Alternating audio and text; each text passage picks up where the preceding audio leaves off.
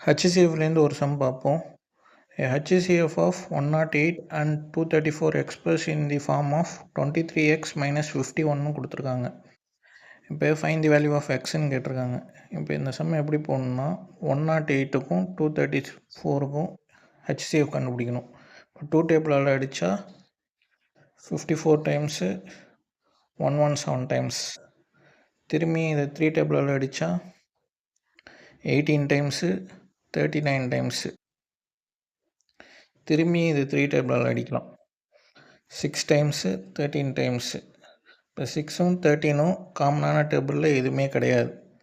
அதனால் 2 × 3 × 3 தான் இதுக்கு HCF. இப்போ 2 × 3 × 3 வந்து HCF வந்து 18ன்னு கொடுத்துருக்காங்க. இப்போ அதுக்கு express in the form of 23x minus 51 கொடுத்துருந்தாங்க. இப்போ 23x minus 51 equal to 18.